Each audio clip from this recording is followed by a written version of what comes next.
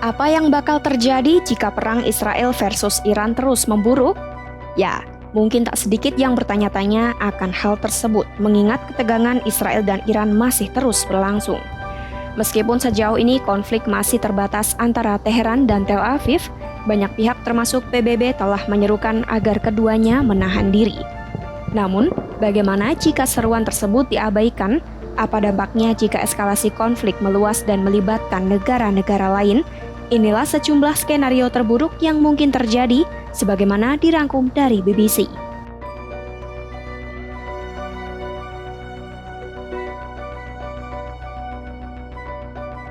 Skenario terburuk pertama yakni Amerika Serikat terseret ke medan perang.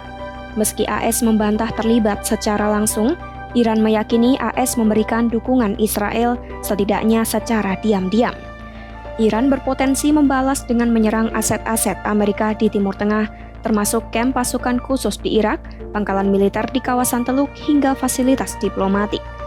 Kelompok dukungan Iran seperti Hamas dan Hizbullah mungkin telah melemah, namun kelompok bersenjata pro-Iran di Irak masih aktif. AS telah mengantisipasi kemungkinan ini dengan menarik sebagian personel dan memperingatkan Iran akan potensi serangan terhadap warganya. Jika satu warga AS menjadi korban di Tel Aviv atau lokasi lain, Presiden Donald Trump kemungkinan besar akan mengambil tindakan militer. Selama ini Perdana Menteri Israel Benjamin Netanyahu dituding ingin menyeret AS untuk membantu mengalahkan Iran. Sebab menurut para analis militer, hanya AS yang memiliki kemampuan menjangkau fasilitas nuklir Iran seperti di Fordow, menggunakan pesawat pengebom dan bom penghancur bunker. Meski Trump berkomitmen tidak akan memulai perang, tekanan dari sebagian anggota Partai Republik yang mendukung perubahan rezim di Iran bisa memengaruhi keputusan militer AS.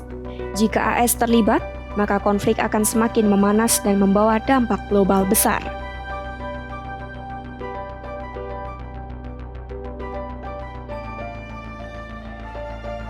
Skenario kedua, negara-negara Teluk jadi sasaran.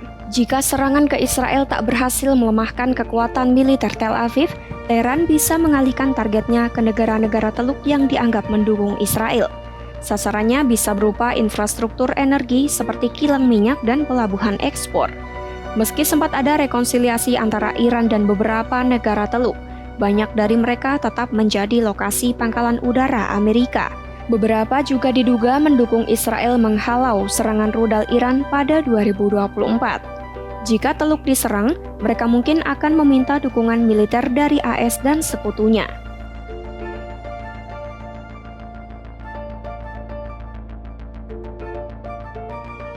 Kemungkinan ketiga yaitu serangan Israel gagal hancurkan nuklir Iran.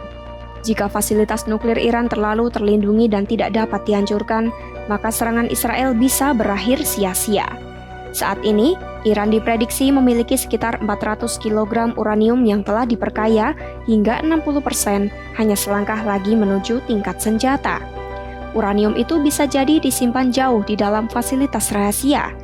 Israel bisa saja membunuh sejumlah ilmuwan nuklir, namun tak ada bom yang mampu menghapus pengetahuan dan kemampuan teknis yang telah dimiliki Iran.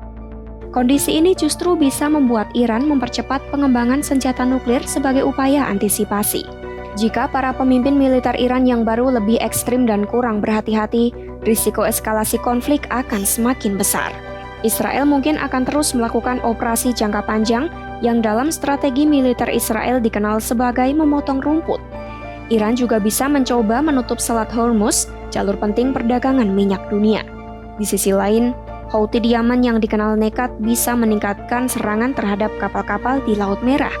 Dampak globalnya bisa sangat besar, krisis biaya hidup akan semakin parah akibat kenaikan harga minyak. Inflasi akan menghantam sistem ekonomi dunia yang sudah rentan akibat dampak perang dagang sebelumnya.